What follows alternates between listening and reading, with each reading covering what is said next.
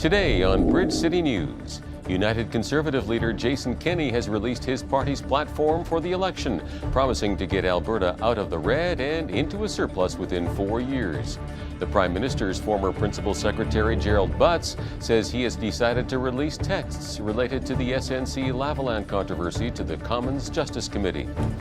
And Mozambique continues its struggle to recover from a deadly cyclone. We have a report from Samaritan's Purse on the relief efforts.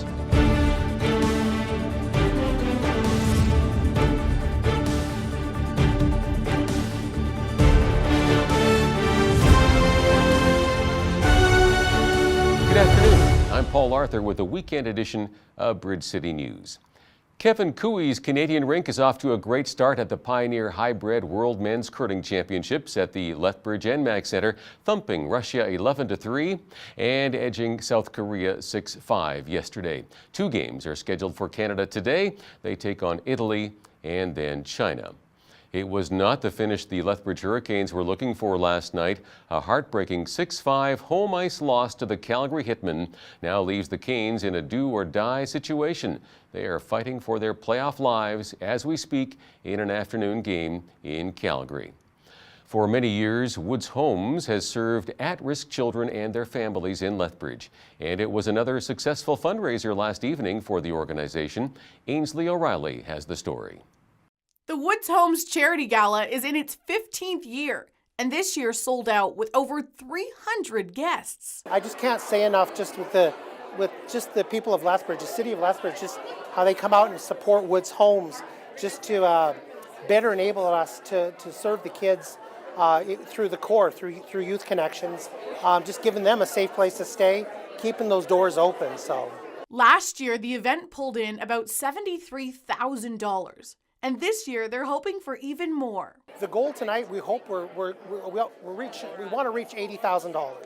So that's our goal for the evening. So that's between silent auction, live auctions. We have a buy a bed. So for $25, you can buy a bed for a kid for a night. And then with the silent live auctions, it's the sky's the limit. Jeff Hansen has dedicated his life to the youth of our community. And now he moves on to different endeavors, but with a similar cause. Tonight is actually my last night with Woods Homes. I'm leaving as program manager and will be accepted a position with the Lethbridge Police Service as the new watch manager for the program to the Ambassador Watch program throughout the downtown core, and actually look forward to hopefully expanding that to all reaches of Lethbridge, and we'll actually be able to watch for our watch ambassador starting May 1st. So. The Woods Homes 15-year anniversary gala is just a start for the organization. The provincial government purchased an 8-bedroom duplex for 4 boys and 4 girls aged 18 to 24 that will focus on intensive case management. It is to be determined when the facility will open, but it will be on the south side of Lethbridge. For Bridge City News, I'm Ainsley O'Reilly. United Conservative leader Jason Kenney has released his party's platform for the April 16th election and says it focuses on what Albertans want: jobs, the economy, and pipelines. The platform promises to get Alberta's books out of the red and into a $714 million surplus by 2023. It also includes a plan to dump the Climate Leadership Plan, but will place a new tax on large industrial greenhouse gas emitters. A UCP government would also fire the Alberta Energy Regulators Board of Directors. Kenney says at 117 pages, he's been told it's the longest and most detailed platform ever for an Alberta election campaign. Meanwhile, Newfoundland and Labrador Premier Dwight Ball says voters in the province will go to the polls before June. Ball says his Liberal government will table a budget in April, and he will remain busy renegotiating the Atlantic Accord. PC leader Shay Crosby says the Liberals are considering an early election call because they're worried by the fading popularity of their federal cousins. The Premier is also scheduled to testify at the Muskrat Falls inquiry in early July, an event that could reflect badly on the government. Hundreds of demonstrators gathered in Maple Ridge, BC yesterday to protest the province's move to build housing for some of the city's homeless without getting consent from residents or local government. Mayor Mike Morton says the protest shows that local residents are opposed to the project.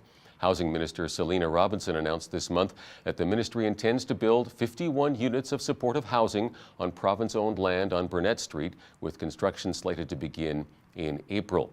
The Canadian Women's Hockey League is shutting down. The announcement comes only a week after the league wrapped up its 12th season. The board of directors stated that despite some great on-ice hockey, their business model has proven to be economically unstable. The CWHL was founded in 2007 with a mandate to grow women's hockey with 6 teams in North America and in China. Meanwhile, the plan to establish a CFL franchise in Atlantic Canada has taken a big step forward. Schooner Sports and Entertainment says the group has signed a letter of intent with Canada Lands Company that would see a sports and entertainment hub built on the Dartmouth side of Halifax Harbour. A scaled-back $130 million stadium in Shannon Park would be made available for amateur and recreational sports for about 300 days each year. The Nova Scotia Federation of Labour is applauding an increase to the province's minimum wage.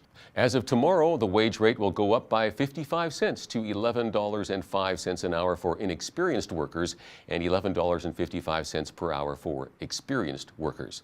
The plan is to raise the minimum wage by the same amount annually over the next 2 years. There are about 27,000 minimum wage workers across Nova Scotia. Tomorrow marks Nunavut's 20th anniversary. Premier Joe Savikatak points with pride to a growing economy and a better educated, more confident populace, but the outspoken mayor of Iqaluit sees things differently. Madeleine Redfern worries about a growing gap between well-off Inuit and those left behind. Nunavut has the fastest growing economy in Canada, with the conference board predicting 9% growth in the territory this year. The disappearance of a Quebec woman and her Italian traveling companion in West Africa several months ago is reportedly being attributed to a kidnapping. Edith Blay went missing in December while traveling in Burkina Faso, and now a report by the organization Human Rights Watch suggests they were indeed abducted and have since been moved to Mali. The report cites an interview with Malian security sources back in January.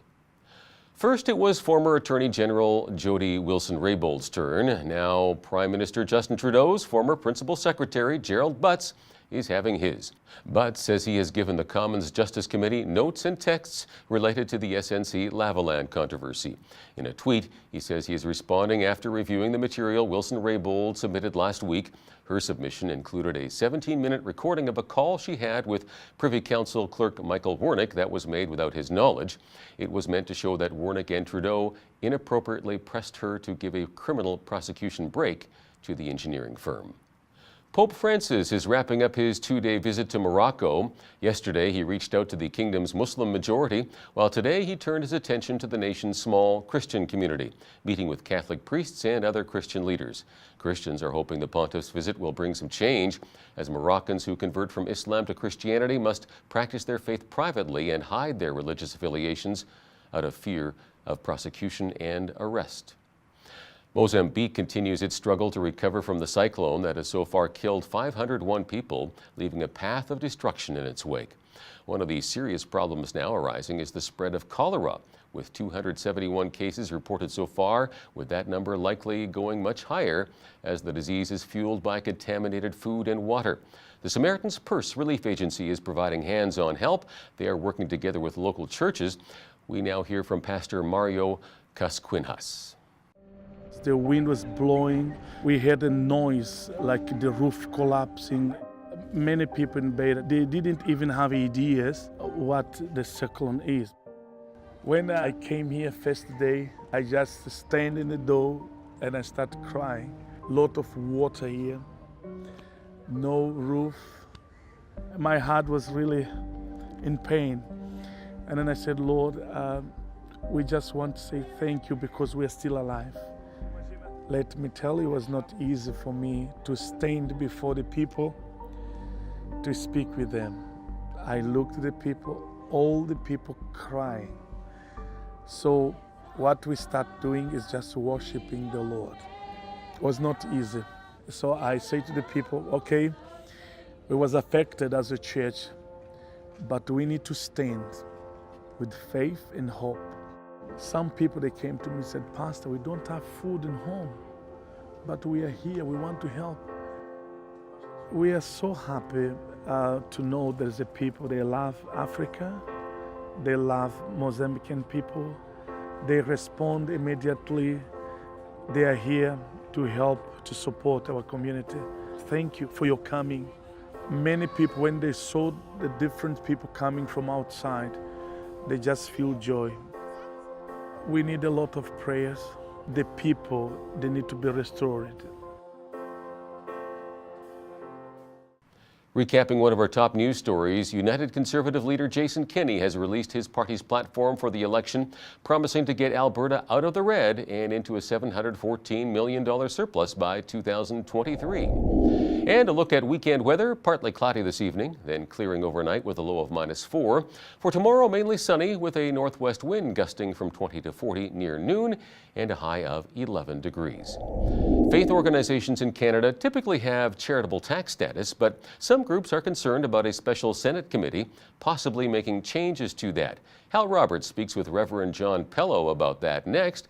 But first, here's a look at what's happening in and around your community.